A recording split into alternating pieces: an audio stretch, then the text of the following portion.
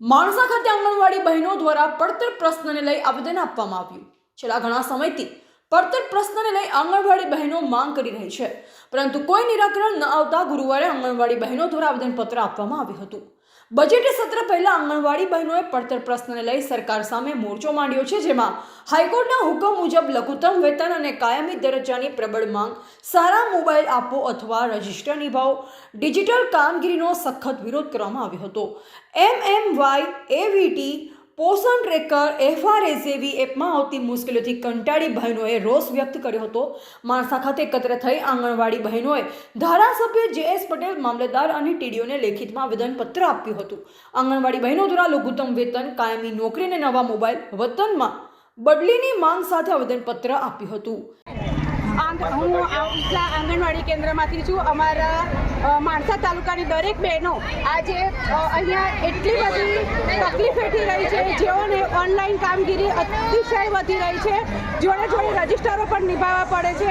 બાળકો ઉપર બિલકુલ ધ્યાન આપી શકાતું નથી અને હાઈકોર્ટનો જે પણ ચુકાદો થયો છે એ અમલમાં મૂક્યો નથી। આજે અમારી બહેનો એકદમ માનદ વેતનની અંદર કામ કરી રહી છે। લઘુત્તમ વેતનમાં વધારો કરો। અમારી બહેનો આજે ના છૂટકે અહીંયા લડત કરી રહી છે, બરાબર।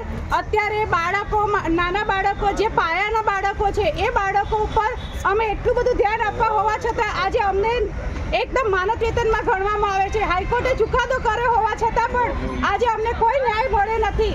માટે આજે અમે રસ્તા ઉપર ઊભા રહ્યા છીએ અને આજે આ રેલી દ્વારા સરકારશ્રીને જાણ કરીએ છીએ કે બસ અમને અમારા હક આપો। બસ અમારી બહેનો જે લડત કરી રહી છે, જે ચુકાદો દ્વારા જે ચુકાદો કર્યો છે હાઈકોર્ટનો સેલરી માટેનો, એ બી હજુ સુધી આવે નથી અમારી બહેનો સુધી, બરાબર। દિવસો દિવસ ઉત્તર વધતી જાય છે। રહી જતું હતું આંગણવાડીની અંદર BLOની કામગીરી। આ બધી બહેનો આંગણવાડીના ટાઈમમાંથી જો ફ્રી ના પડતી હોય તો કઈ રીતે એક્સ્ટ્રા કામગીરી તમે આપી શકો? થીમ પ્રમાણે ભણવાનું તો એક બાજુ રહ્યું, અમે ઓનલાઈનની કામગીરીમાંથી જ ઊંચા નથી આવતા। પ્લસ બીજી વસ્તુ એ છે કે રજિસ્ટરો જોડે જોડે અમારા રજિસ્ટરો બી એટલા નિભાવવાના હોય છે, બરાબર। હવે નાના બાળકોનો એક બાળક જો માતા ઘરે ના સંભાળી શકતી હોય તો અમારે 40 થી 50 બાળકો કેન્દ્ર પર સંભાળવાના હોય છે। એમના આરોગ્યથી લઈ અને એમના શિક્ષણનું પૂરેપૂરું ધ્યાન હોવા છતાં સરકારશ્રી અમારી બહેનોની કોઈ માંગ સાંભળતું નથી।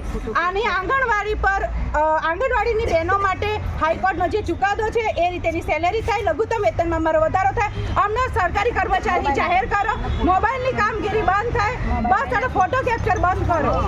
રિપોર્ટર હરેશ ઠાકોર, માણસા।